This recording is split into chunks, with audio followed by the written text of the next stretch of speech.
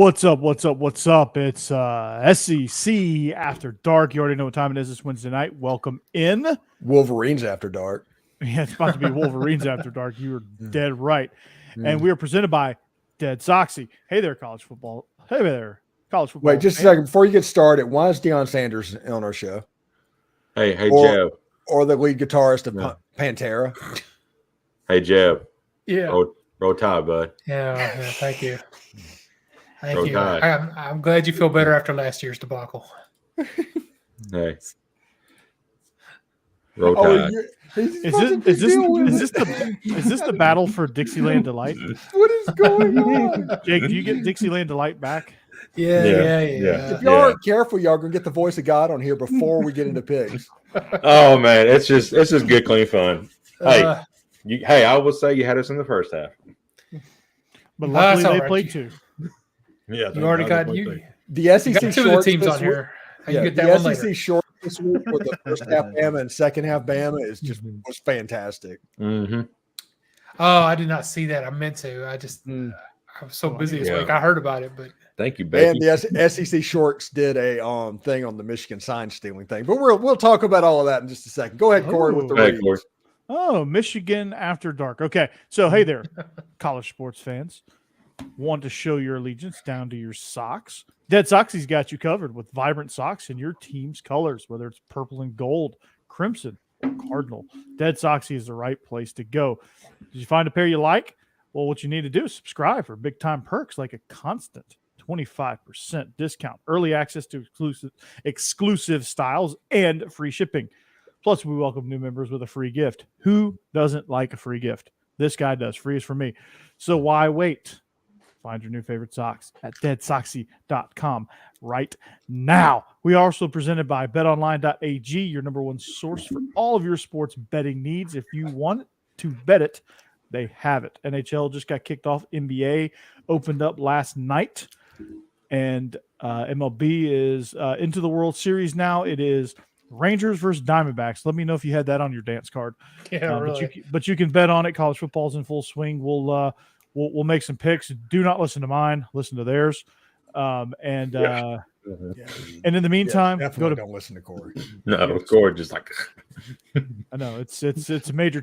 I'm choking over here. I don't know what the opposite of a Swami is, but that's Corey. Maybe that's just Corey. Yeah.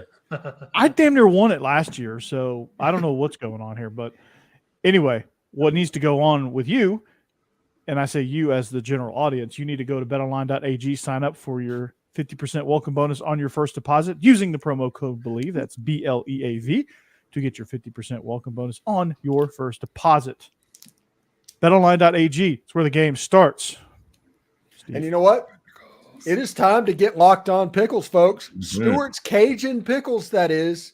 It's offering a variety of Cajun spice products like pickles, green beans, okra, and even carrots and asparagus. This is a family-owned company, homemade on the coast of Mississippi. Stewart's Cajun Dill Pickles have been pleasing pickle lovers for over 20 years now, and they have become the South's favorite pickle.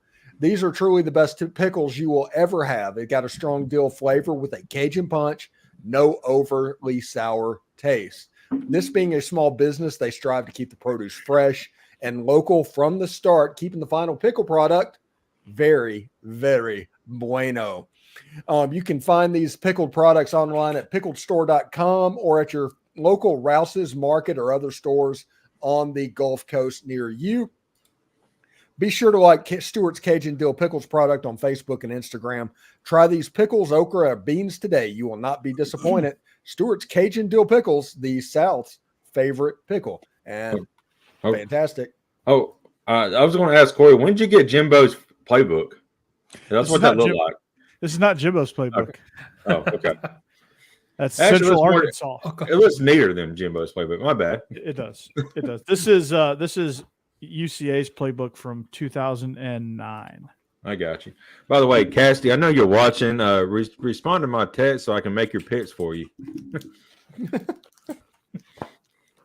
We got 2 new games on the docket. Yes. Daniel Parker said, Stephen, didn't you say Ole Miss recruiting somebody from Corey's school? Yes, that is absolutely the case. There's 2 players from Mensworth. What's the other one? I know Justin Hopkins is one. He's a sophomore. There might be an underclassman that got thrown in, but Justin Hopkins. Talk about him for a second. Justin Hopkins he's just a sophomore. Wow. Justin Hopkins. He is a wide receiver DB. Probably will get recruited as a DB.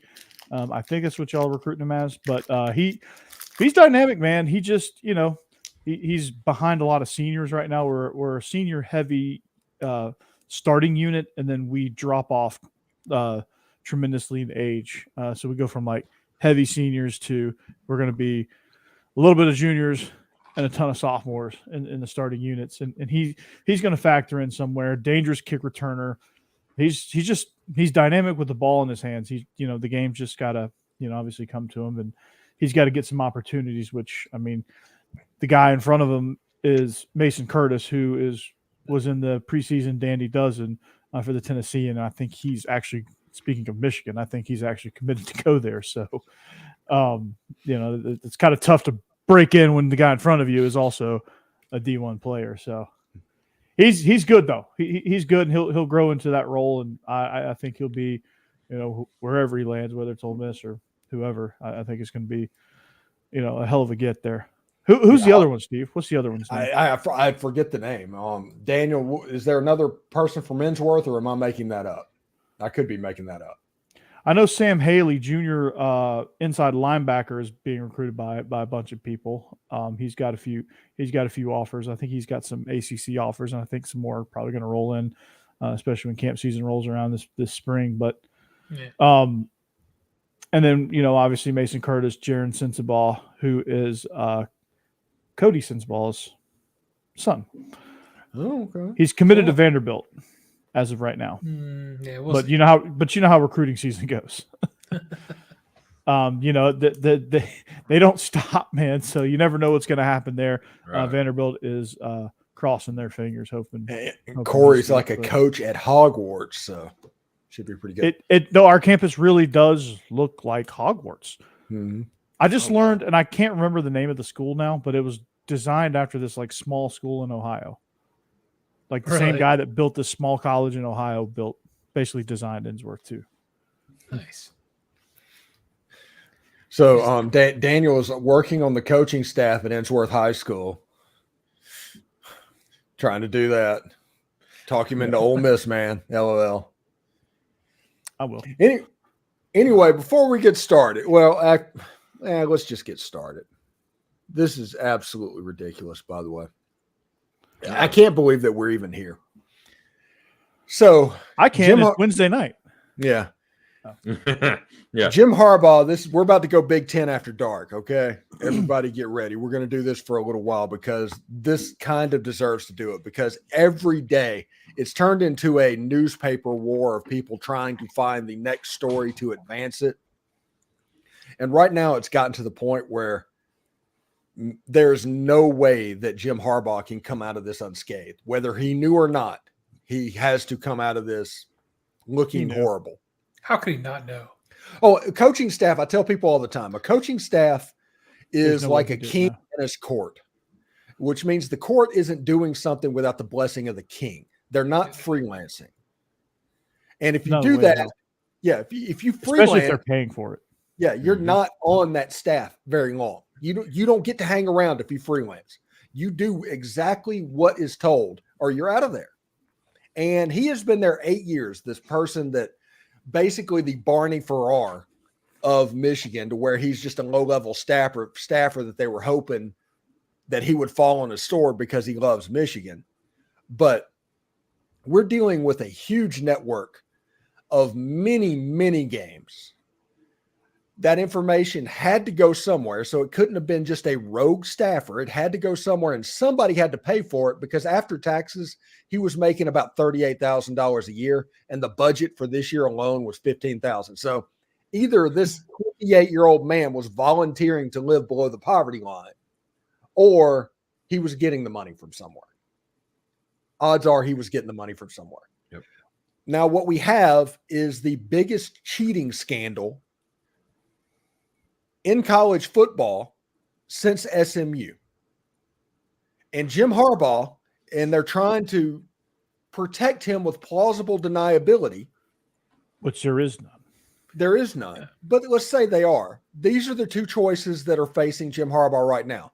Either he oversaw the biggest cheating scandal in 50 years in college football, or he perpetuated the worst case of lack of institutional control in the history of college football, while in a year that he was getting suspended for breaking NCAA rules. That's a good point, because I was going to say, even if you could somehow make the argument he didn't know, I mean, if all this is going on under him, the Bucs still got to stop with the head coach. I mean, he's still got to get in trouble for it. I don't think there's any way you can get him out of it anyway. Yeah. There's not even much point in him arguing, I didn't know. Nobody's going to believe that. I mean, Joe, they crucified Joe Paterno, and he's the one. He said that he didn't know anything about what was going on either. So if you're in that position, though, it's your responsibility. It just doesn't matter. When a ship runs aground, okay, it doesn't matter if the captain is asleep, if he's off the bridge, what's going on, and whoever's driving it. The captain is getting fired. Yeah. And we live in a society right now that everybody wants the credit, but nobody wants the responsibility. And you get paid $9 million a year to take the responsibility. This is on Jim Harbaugh, no matter where it goes, no matter what he knew. Because what has been perpetuated means that either Michigan gets hammered or college football is dead. Yep. Those are the two choices. Becomes more of a joke than it already is. Yeah. But if it becomes a joke and it becomes a free for all and it becomes more of the Wild West than it already is, people are going to quit going. Yeah. So they're about to wipe Eastern Michigan off the map. Well, the SEC Shorts thing did. It was Missouri. Yeah. Yeah. Okay. That's pretty good. Fun. That is good. Not true, but that is good. Man, Central Michigan and the Shark Humper, there he's screwed. He's toast. Yeah. But it's not a good situation. And Corey, this is what you know. If you know the signals of what the other team is doing, how much of an advantage is that for you and the coaching staff? Can you get that information relayed to the defense? If you know it throughout the week, you can practice relaying those signals. Absolutely. But if you pick it up in game, it gets kind of tough. I mean, in one of my high school games years ago, we're playing against, I'm calling plays. We're playing against a team. They figured out our signals and we had to change them up. Like in game is fine. Like if during the run of the game, if you're figuring them out, that's fair because sideline to sideline, you can see across. But like no rules against that. Yeah. No. But if you're traveling and getting video and that's just a whole nother level. But yeah, I mean, absolutely. I mean, you saw it. There's a clip where you saw like he's staring at the sideline. He says something and the entire team does a signal. Ironically, Ohio State scored on that play. Yeah. But, even if you know it's coming, there's no guarantee that you can stop it. I mean, yeah. But eventually makes a play. But eventually it does. You're going to do all right. Yeah, eventually you do stop a whole bunch in a row, which is why Michigan probably has won 3 Big Ten titles. And so it's, I don't know. Like Jim Harbaugh, this is all a mess. The entire state of Michigan's a mess. And I want to say this before we get back on to Michigan. Did you guys see what happened at Michigan State, where they were playing trivia with and had Adolf Hitler on their jumbo board? Yeah. Oh yeah, like what? I'm telling you, this all projection. For 20 years, they talked about how bad the SEC was and how slimy it was. The Big Ten's just gross. Yeah. I mean, you had one thing after thing. Yeah. The Paterno thing. You had the team deal doctor at Iowa. from Michigan State. Yeah. The team doctor for Michigan State, the Hitler thing for Michigan State, now the Mel Tucker thing. Yeah. The Mark D'Antonio. What is going on in East Lansing? Right. And the thing at Maryland with DJ Durkin. Yeah. They were Big Ten at that point. Let's see. This is Harbaugh's second offense, ain't it? Yeah, he was suspended for the first 3 games this year. Right. Harbaugh is getting suspended this year. Ryan Day's called out a 90-year-old man, Ryan Day going WWE on Lou Holtz. Yeah. Honestly, between the two of them, I'd probably take Lou Holtz. That's so good. He would knock the Just for Men out of Ryan Day's beard. Right. Yeah. Oh, good Lord. Probably cut a mean promo. It's just not a good look for the Big Ten. And Honestly, I'm interested to see the college football playoff next week because every day this gets worse for Michigan. JJ McCarthy is a Heisman fan. Oh yeah, which by the way, I had a tweet on that whenever they said the leader in the clubhouse for Heisman is JJ McCarthy, and it's like, yeah, it's almost like the defense can't fool him. Right. He looks like Peyton Manning out there because he knows what the other team's doing. Yeah, he got an advantage. Man, I get riled up over stuff like this. I genuinely get riled up over. Well, it's bringing back the old Patriot stuff where they video like, you know, you get the signs the proper way. You steal the signs the proper way. You steal the communication the proper way during the game by looking across and figuring out they're too dumb to hide their signals. But this also needs to be the reason why college or FBS breaks down and goes with in-helmet communication. Yeah. Yeah, there you go. Which, by the way, they're testing out in the bowl game, and Ole Miss is one of the case studies, which means if the play clock gets under 25 seconds, I'll be surprised. Yeah. Yeah, that'll be fun. Like, that'll be good. That's long overdue. Like, I was listening. I forget exactly what I was listening to. A lot of stuff, but somebody was like, "Yeah, they have a whole bunch of technology in the NFL with the in helmet mics and the tablets on the sidelines. They have free, like, high schoolers are setting up big screens on the sidelines with their sideline replay systems, Huddle Replay. We do it at Innsworth, but you don't see any of that in college. Nothing. No replay systems. Nothing." Now, Corey, since you're the coach on here, I got a question about all this. When you have people giving signs out, do you have a select few that maybe give a wrong sign to maybe mess up, you know, the other team if they're trying to steal it? Yeah, there's different ways. Like, you can go, like, if you go tempo, it doesn't matter if they steal your signs because they're not going to have time to do anything about it. Right. There's some that will do like 2 or 3 people and one person's live and they change who's live each time. Right. And then some teams do those stupid picture boards. Yeah, I think those are the dumbest things of all time. Which hilarious. I think Hugh Freeze does all of them, and that is the worst offense I've ever seen. But we'll get to them in just a second. Yeah. One of the teams that Michigan advanced stat scouted was Iowa. Can you imagine stealing that offense's signs? That always feels like you're stealing from the handicap. Yeah. That was probably very like, he could have left after the first series and be like, "Oh, got their signs." Yeah. I slot right. Mm-hmm. Dive. Yeah.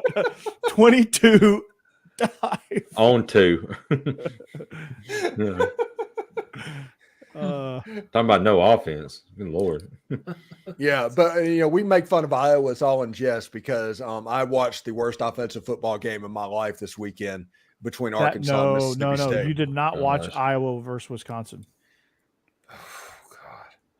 That was the worst offensive football game I've ever seen. Iowa versus Wisconsin. That was. Did you watch the Mississippi State Arkansas game? No. I did. Wow. Yeah.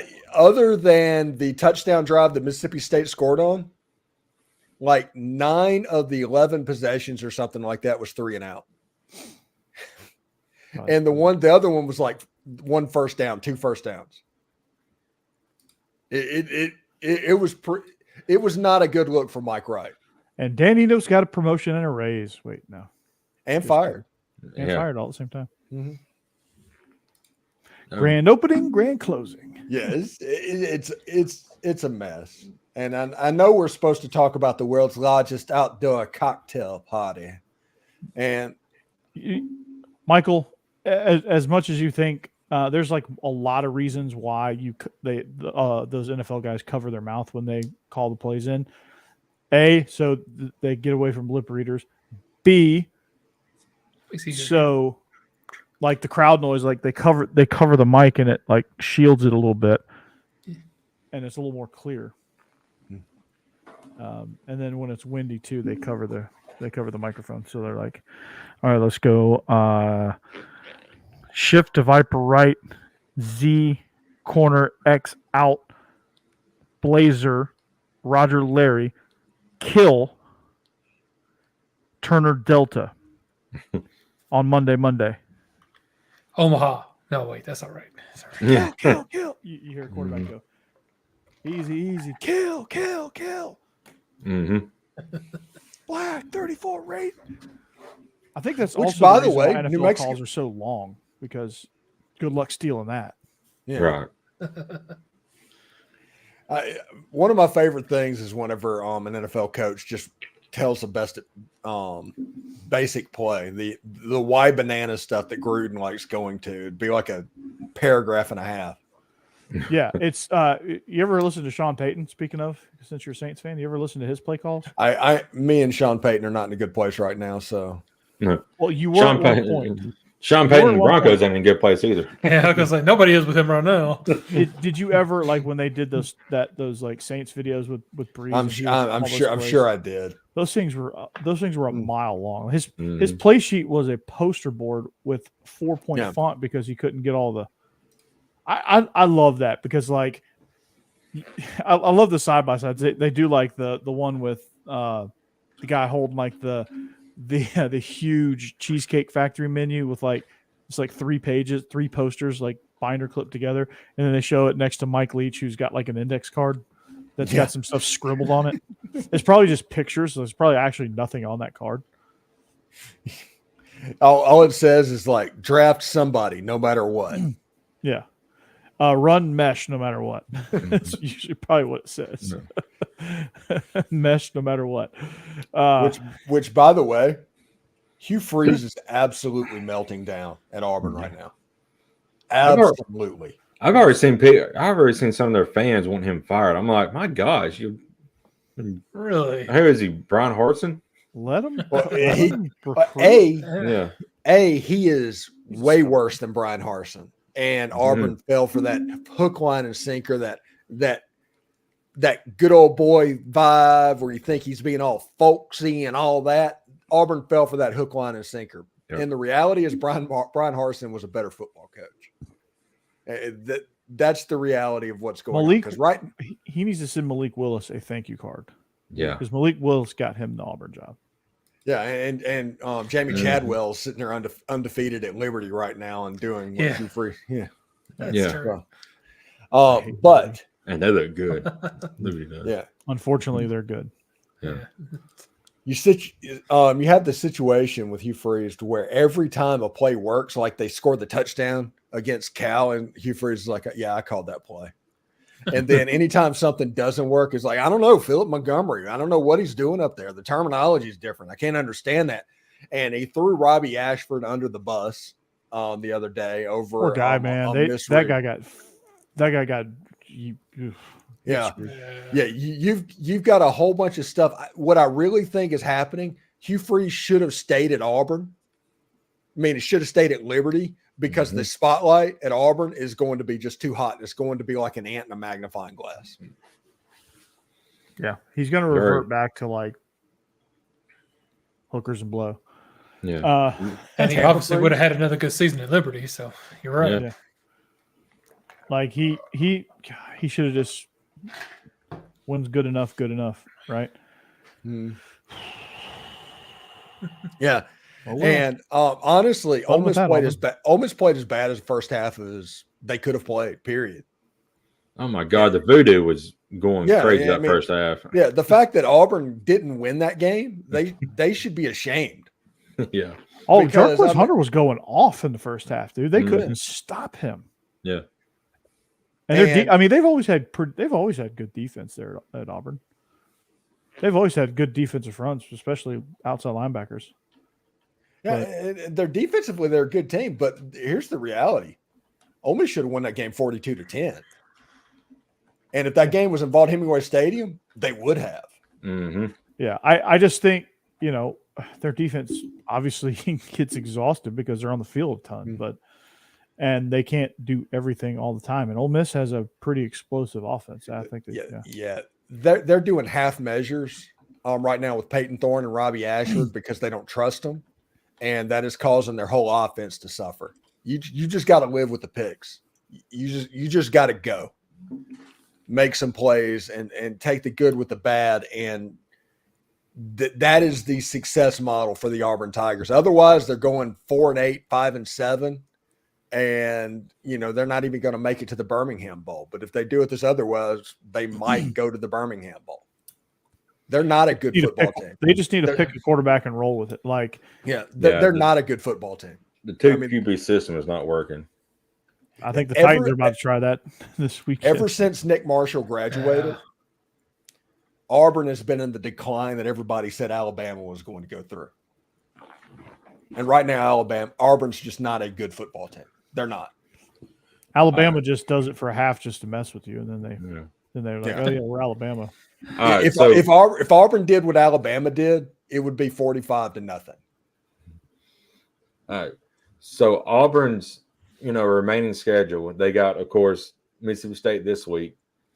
Then they got Vandy at Vandy, Arkansas, New Mexico State, and Alabama to finish up the year.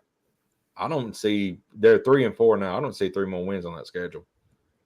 Yeah, because you think talent-wise that at least running the football, Jarquez Hunter is better than any running back that Arkansas has, better than any running back that Mississippi State Auburn will has, beat Arkansas, and better than any running back that New Mexico State has. But if you want to throw in there, they might beat Mississippi State because Mississippi State can't throw the ball either. Right. I think Arkansas, KJ Jefferson, I think the new coordinator is going to take over and probably give them a little bit of a spark like Cadillac did for Auburn last year. Mm-hmm. And they'll handle New Mexico State. So I can see them getting to 5. Yeah. They have to get all 3 to get to 6. And I think they're going to let one slip up, especially that game in Fayetteville. I think the Auburn game's in Fayetteville, Arkansas game's in Fayetteville. Yeah, I think so. Yep. I don't know. Arkansas struggling really badly right now. But the Arkansas has new KJ. coordinator. Yeah. Yeah, that's the only reason that I give them. It's KJ versus Jarquez Hunter. Like, which one-man team's going to win? Yeah, but you're putting so much into that offensive performance we just saw, and not so much into the fact that KJ almost single-handedly beat Alabama the week before. Right. So if it's the right day, Arkansas can beat Auburn. Yeah, but I don't know. They both fall apart. It's a coin flip. They both fall apart in the second half. Like it doesn't. It's a coin flip. None of them are good teams. It's valedictorian and summer school stuff we're talking about here.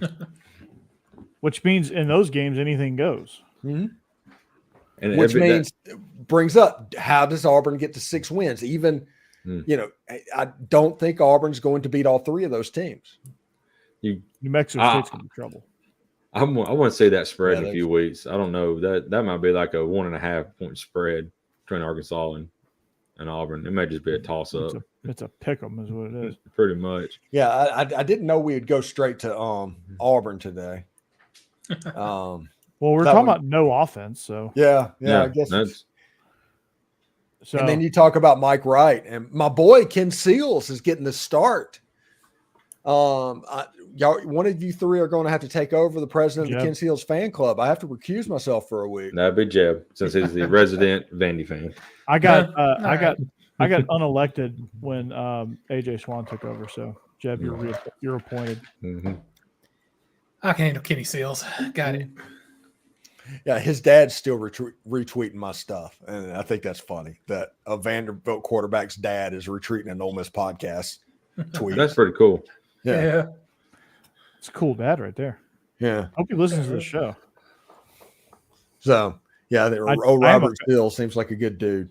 I am a fan of Ken Seals, but Ken Seals is a good quarterback. He's got 8 touchdowns, 2 interceptions this year in limited duty. And that's the one thing that he has over AJ Swan is he doesn't turn the ball over. Yeah. I mean, he put 20 points up on Georgia. Yeah. Yeah.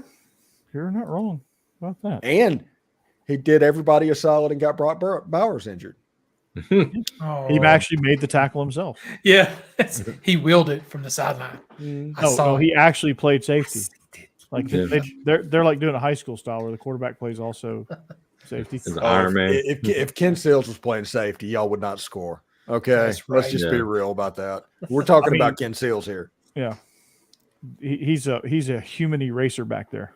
Mm-hmm. Gosh, we haven't seen safety that he's good basically a combination of Ed Reed and Troy Polamalu. Mm-hmm. I bet you just got Becky's attention. Yeah. Yeah, that's on me. Yeah. Yeah. So, let's see. It's 30 minutes after the hour. You know what time it is, right? Time to talk about the world's largest outdoor cocktail party, which is we will in picks. Picks. Which, by the way, before we go, in January, a staffer got fired at Michigan for illegally accessing a computer, and it makes me wonder if Michigan fired the whistleblower. Ah, interesting. Did that just come out? Yeah.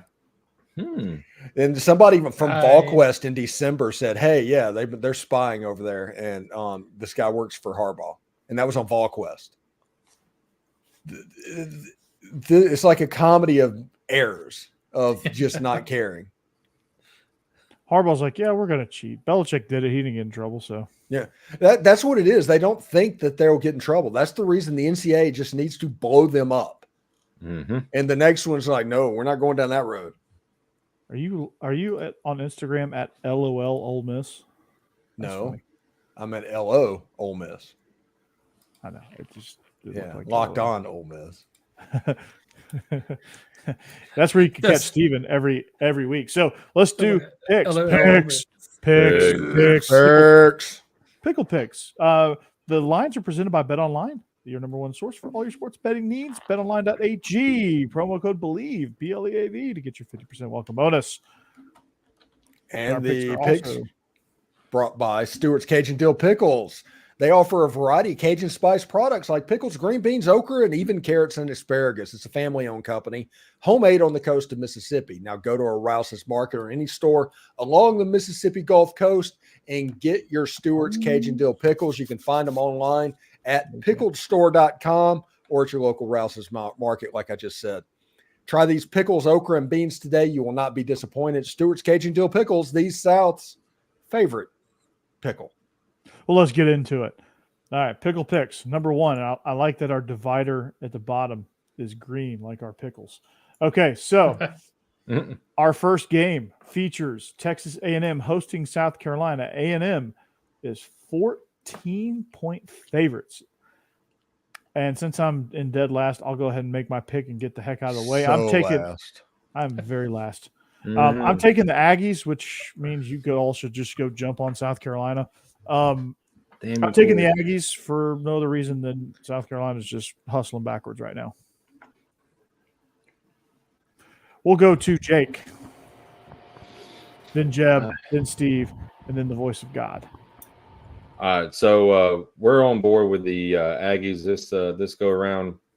Man, South Carolina's just struggling right now. So I think the Aggies win probably by 17, 21 points. Whoop. All right, this one to me was just kind of a toss-up. I don't think I doubt that A&M is going to win this game, but South Carolina with Spencer Rattler, I mean, if they could show up and actually play a little bit, which they do occasionally in games, then I think they cover this spread. If they don't, I mean, I just don't have a lot of confidence in A&M's offense to really blow them out. So I think that's why I just ended up deciding to go with South Carolina to cover, and that's what I'm going to stick with. But I really don't know. I'm going with Texas A&M in this game because South Carolina is dookie. They're bad. They're awful. Well, Texas A&M, you have to admit, is really, really good at subverting expectation and disappointing their fan base. So they will do that this week. And South Carolina will surprise them and possibly even just take the win straight up. But they're definitely going to cover. All right. Wow. Corey's stroking again. Stroking to the east. Yeah. Stroking So to the very west. upsetting on some deep level. Whoop. Howdy. Yeah. That's they. Gig 'em. I just had too much A&M. Gig 'em, Ags. Pass it back. We got to get you in a program or something. I don't know. Get you in a straitjacket. Next up, we have the world's largest outdoor cocktail party. That's right. The world's largest outdoor cocktail party in Jacksonville, which this game's usually pretty good. This one probably won't be. Georgia's 14.5-point favorite. You just gave a kiss of death. Without Brock Bowers against Florida. I'm taking UJ because why not? because I hate Florida. And judging by your background, I have no idea why you're taking UGA. I know. It's almost like I don't know. It's almost like I'm a homer, I guess. I don't know. I'm taking Georgia because I still don't believe in Graham Mertz. I think Georgia will win this thing by 17 to 21 points.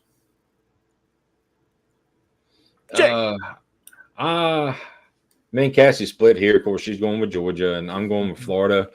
I want to see how Georgia handles not having Brock Bowers, and I mean he has been their offense this entire year. So I think it's going to be a good game. I think Florida does enough to cover. I still think Georgia wins overall, though. Daniel, Billy can say that all he wants to, but he's going to get a whole lot of "come get you some," and it ain't going to be good for him. Yeah, they're dressed for a funeral. Go Dogs! And plus, Georgia's got a big game next week looming. So, and a big game the week after that. It's getting real right now at the worst possible time for Georgia. It's going to get real without Brock Bowers. It's going to be interesting. Well, I am going to pretty much agree with Corey on this one. I think Georgia wins this one pretty handily. I'm still not sold on Florida as a good team. They beat Tennessee. That was a good win for them. I admit that, although Tennessee's not great, but they're good.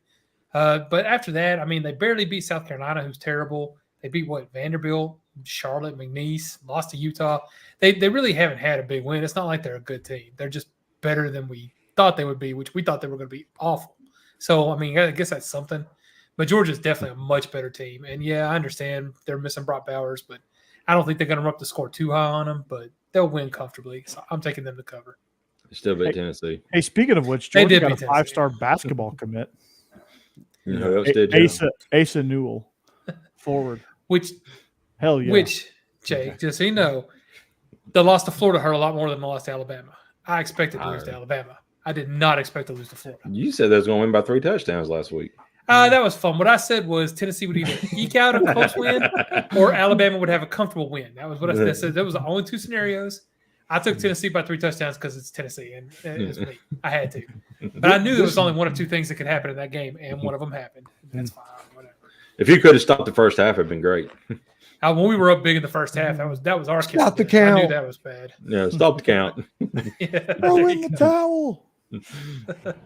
So this is a situation, the Georgia-Florida game, to where everything in my heart wants Florida to do well. I want this to be a competitive game because I want hope going into the Georgia game. But I do recognize that in this game, that what scares the hell out of me is teams that do not throw the ball downfield get eaten up by Kirby Smart. And Florida doesn't throw the ball more than 5 yards downfield. And Kirby Smart could just absolutely eat up the Florida Gators. But I'm going to take the Gators, but I have no confidence in this pick. Steve, there are 2 teams that Kirby Smart has putrid hate for, and it's Auburn and Florida. Mm-hmm. Yeah, but you beat Auburn 27-20. I know. That's not a usual thing. Okay. Usually it's much worse, except for 27. Just saying, 27-20 in this case, I win, but yeah, we'll see. Dan Mullen's not walking through those doors. 41-0. Dan Mullen. I wish he was. Can he come back for a game? Seriously. Well, I may be reading into it because God knows I don't have any experience with it. But with Georgia being as good as Georgia is, it's got to get really, really pissy having everybody talk about how slow you're starting. You're not as good as they thought that you were going to be. You're not dominating. I think they're tired of it, and this is what happened in 21. Same thing happened in 21 where they started like, Stetson this, Stetson that, and then he made his run, and that's what I'm saying. This is where it's all out on the line. They're going to embarrass the ever-living crap out of Florida and win by at least 21 points. Wow. Ooh. You know those leaked halftime speeches? Most of those, there's multiples of Kirby from multiple games. Most of those are from Florida games. Is that Stafford from Michigan stealing y'all's halftime and putting it out there, halftime speeches? Hey, he was in there with a recorder. Yeah, more money than any other school was spent by Michigan to scout Georgia. Seriously, that's insane. And they didn't get a chance to play them. They spent $3,000 scouting Georgia. They probably should have been scouting TCU that week. Yeah, seriously. Whoops. Yeah. All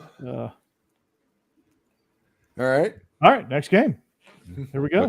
Wake up, Corey. Wait, what? Huh? Our next game. Well, I'm sorry. I was watching Auburn film and I fell asleep. Auburn is hosting Mississippi State. Talk about boring offensive football. How bad is Mississippi State if we all pick this? How is Auburn 6.5 point favorites? That is my point. It's like, okay, can Mississippi State score 10 points? And then it's like, well, can Auburn score 17? Yeah. They can get a blind squirrel. Well, they scored 20 against Georgia, so anything's possible. That's why I'm picking Auburn, because this game is at Auburn, and that's the kind of stuff that happens at Auburn. They will cover this spread at home. If this were flipped around, I'd be picking Mississippi State all day long. They didn't last week. Right. Well, Ole Miss is like a way better team than they are.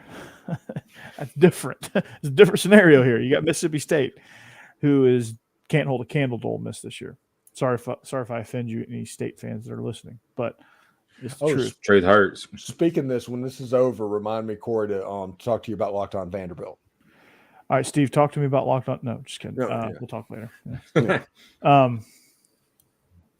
Why Locked On Vanderbilt? There's not going to be an audience there. Okay.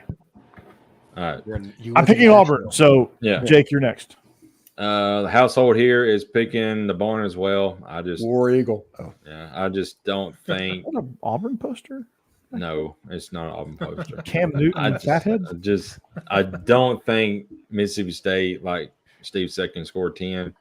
And So bad. And I think Auburn can at least score 10. So it might be like a 10-0 game. It might be a 7-0 game, but I think Auburn's still going to cover regardless. Well, These are the 7-0 two schools that Exactly. played together for a 3-2 competition. They With have Cam 3-2 Newton. on their. Was Cam Newton the quarterback then too? No. It was Brandon Cox. Tuberville was there. That's right. It was Brandon Cox, wasn't it? Might have been Brandon Cox. It was Sylvester Kroom. I know that was on the other side. Yeah, it's definitely Cox. All right. Jeb. This is another toss-up. I haven't seen Mississippi State really show up to a game this season. They're just so bad. Auburn, like I said, is streaky. I'm going to say that they have one of their good games this week and actually cover this spread fairly comfortably, but they could easily just not show up and this be another 7-3 game, just like we just saw with Mississippi State. So who knows? But I'm going to take Auburn to cover this time.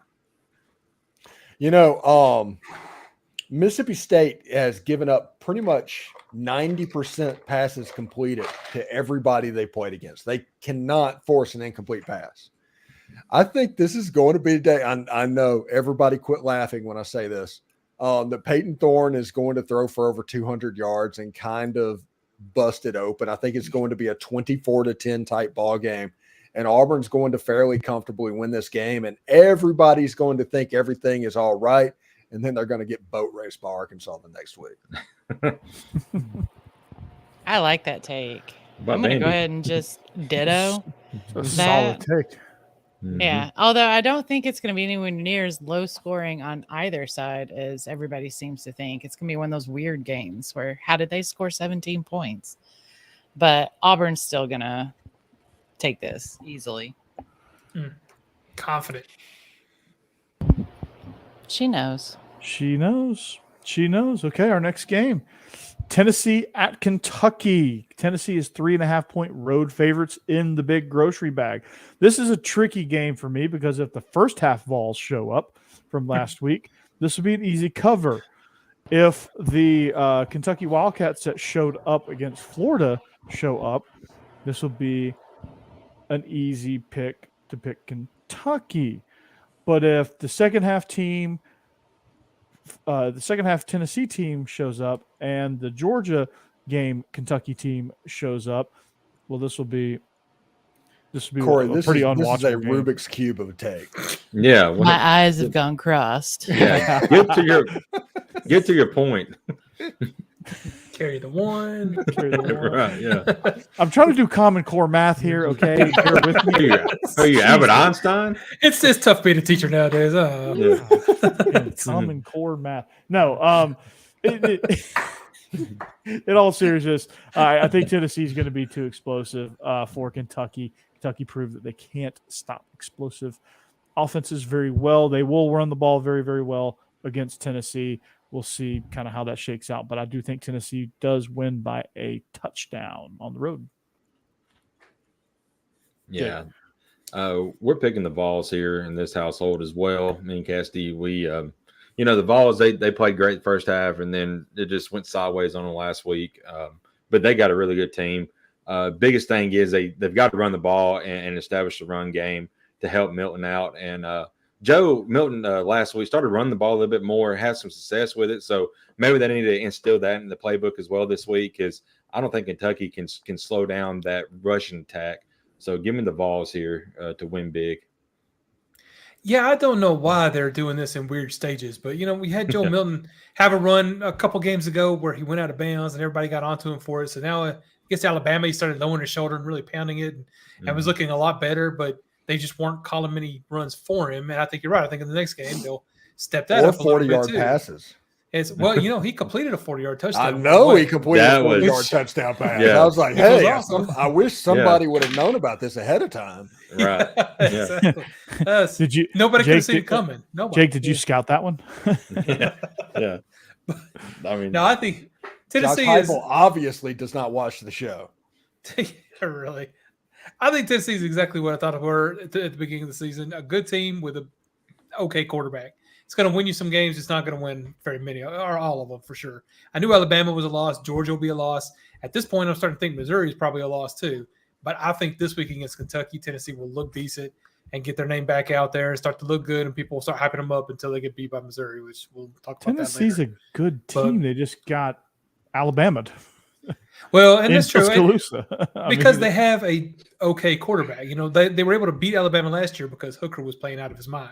And Alabama it was awesome. does what Alabama does. Yeah, exactly. And you have to be great to beat them, and Tennessee was not.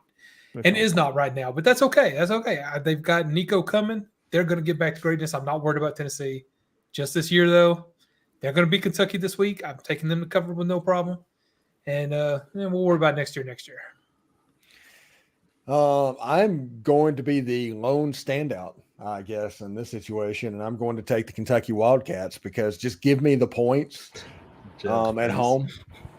I think Kentucky's due to handle Tennessee, and I have no faith in Joe Milton whatsoever.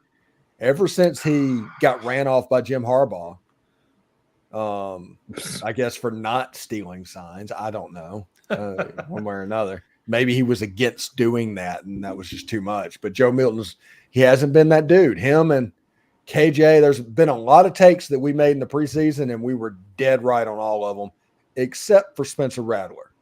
Yeah. That's the one take that I missed out on that one.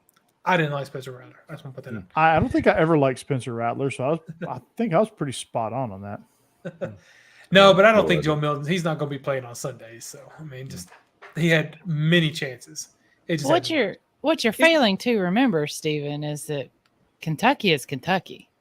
They ain't coming home with anything after this weekend. Yeah, but can Tennessee call 40-yard routes? Because if that's the case, Joe Milton's going to be fine. Because if you need him to throw the ball 40 yards, he can throw the ball 40 yards.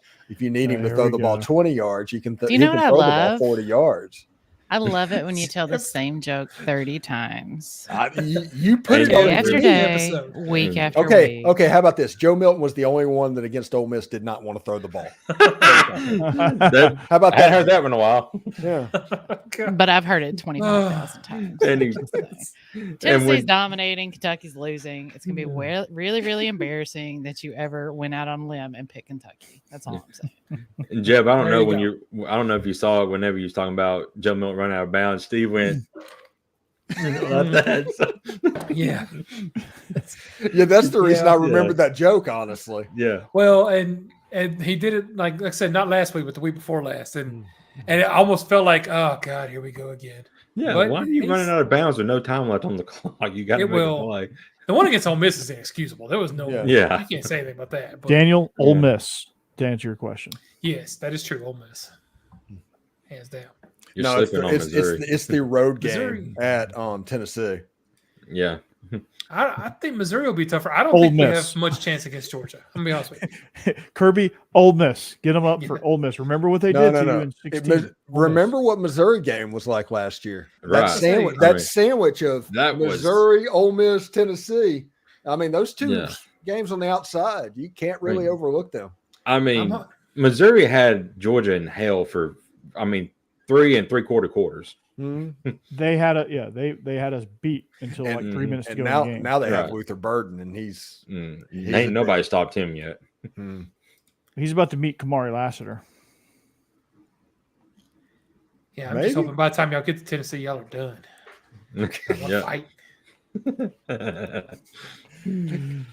we're all gonna look up on the first Tell week. him not to catch Joe Milton's passes because their hands will fall off. He'll throw freaking Scud missiles 5 yards. Yeah. We're all going to tune in the SEC championship game to watch Florida play LSU, and we're going to what happened? Yeah. Yeah. How did we get here? What, Arkansas is playing South Carolina? Holy No, cow. no. Nah, we ain't gonna go that. We didn't say Duke's Mayo Bowl. Right. That would be a fun game. Lord. Dukes is like, oh.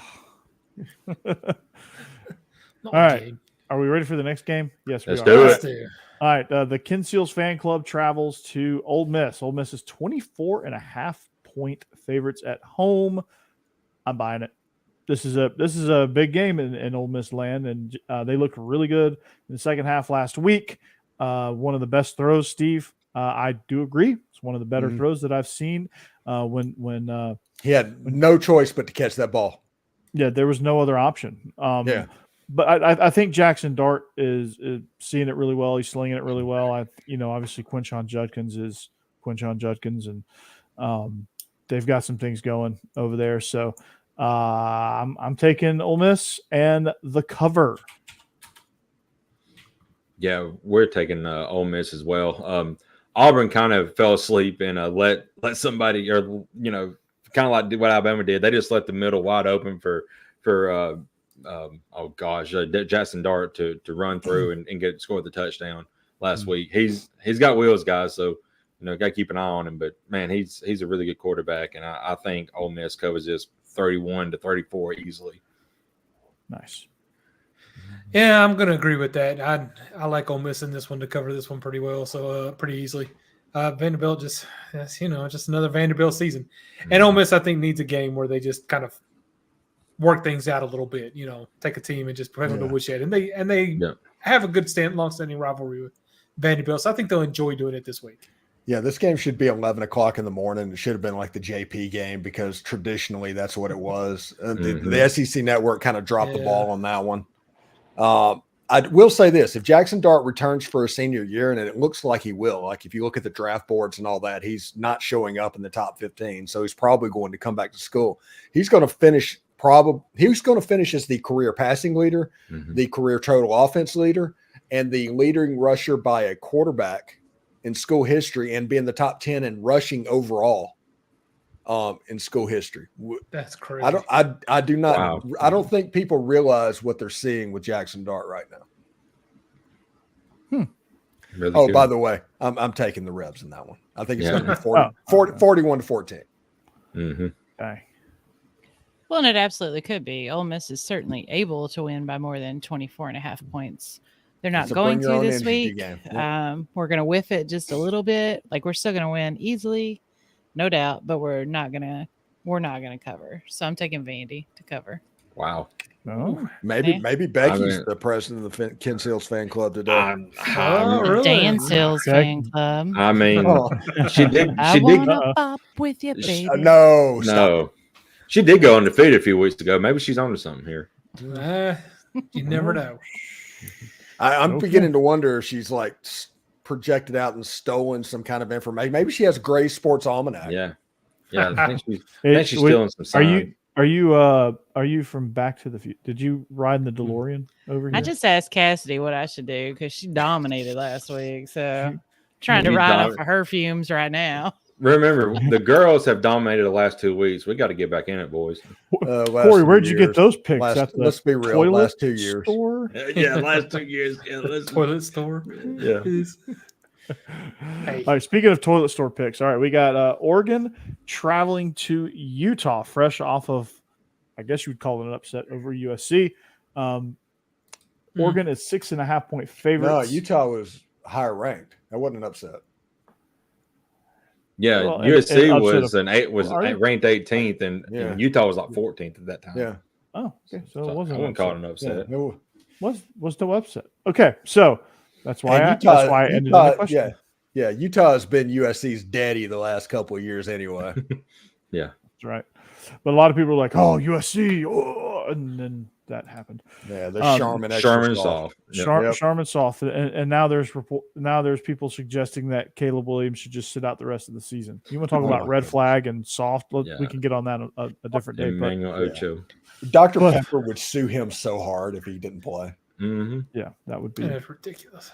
Mm-hmm. But Bo Nix traveling to Utah to take on the Utes.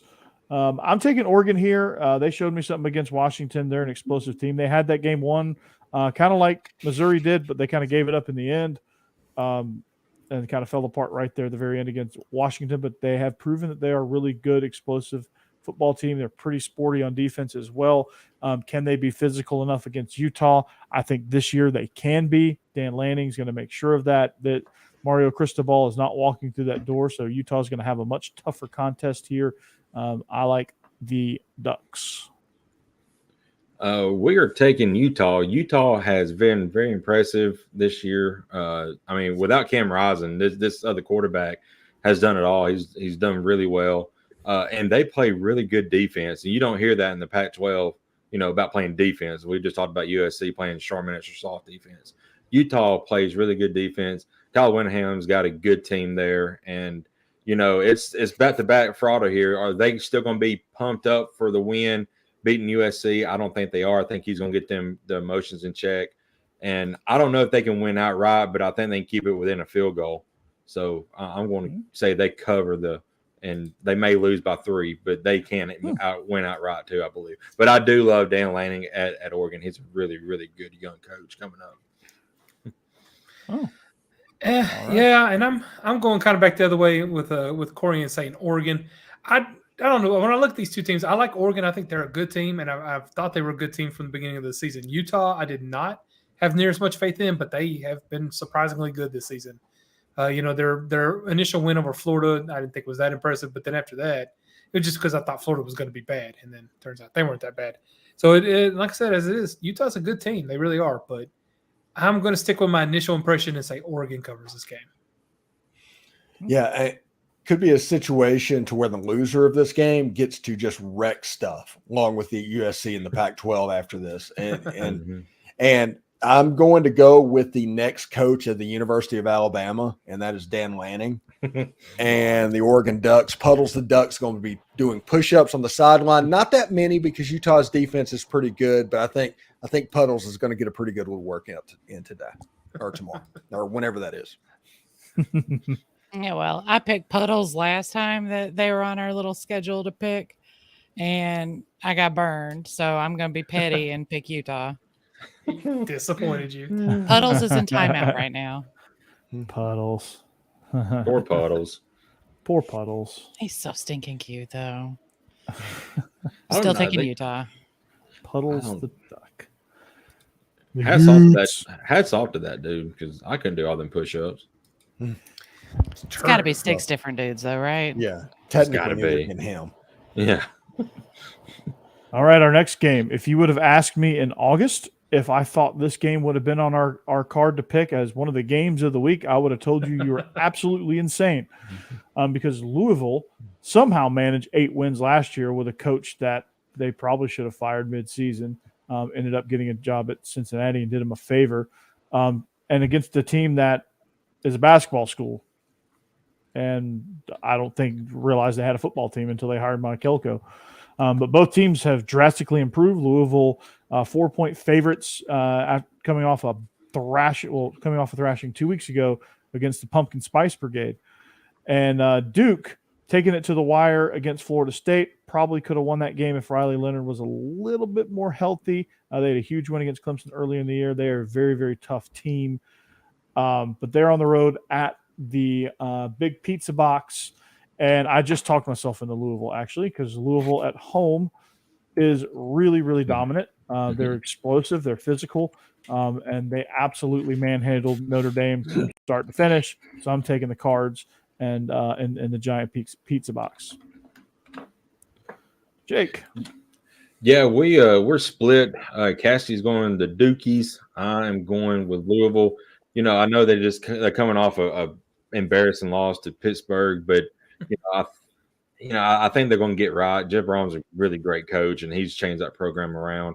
And you talked about, Corey, about how Riley Leonard's kind of hurt. He didn't play the second half last week at all. I don't know what his status is for this game, but that team is, Duke's team is a lot different with when he's not out there. So I'm going to take Louisville here because they are at home. So give me Louisville to cover. I'm going to take Duke because I like Duke. I don't know what to tell you. I just like them. They've had a fun season. They should have won that Notre Dame game. I was very disappointed in that. They do have a problem with finishing games. I'll give you that. Yeah. They lost that one at the end, and they were doing really well against Florida State, and then gave up like 21 points in the fourth quarter to lose that game handily. So that's a concern, but I just like them. I like the way they play. Louisville fell apart last week. I'm hoping that continues, and Duke is able to take them out this week. Boy, what if Duke and Tennessee played? Which team is going to falter worse in the second half? Ooh. South Carolina. Wow. Yeah. Oh God, I hate you people. The answer is Clemson, right? Always Clemson. Yeah. It's If Duke and South Carolina played in the second half, who would falter more? Clemson. Yeah, right. Anyway, give me the Louisville Cardinals. I had it on my note card. Brom. Yeah. Mm-hmm. Yeah. Yeah. Okay. And for me, Yes. Duke just feels like a trap. I think everybody's just too high on him. It feels too good, so I'm definitely taking Louisville. Don't trust it. It's understandable. Yeah. Don't trust it at all. At least don't trust my picks. So pick Florida. Okay.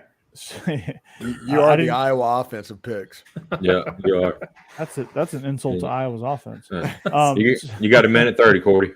I got a minute 30. Oh, is that more or less than I got last week? Now you got 2 last week. I'll get 2. Okay.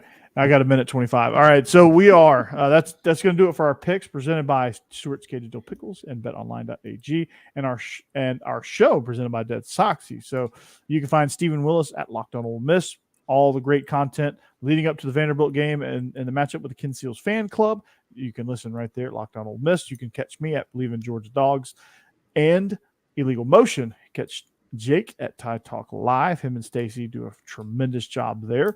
And you can catch Jeb at the Jag Podcast. Mm-hmm. And it's not about the Jacksonville Jaguars either. But And it's also not about the TV show. Yeah. General Corps. He's just a guy. All right. So for that, we thank you for listening. However you found us, be a friend, tell a friend, spread the good word. And we thank our producers, the voice of God, Becky Willis and Cassidy Thomas. And we're going to see you back here next week for another episode of the SEC After Dark podcast on the After Dark channel, also in conjunction with Bleav. But until next week, go Dogs. Hotty toddy. Go Vols. Roll Tide.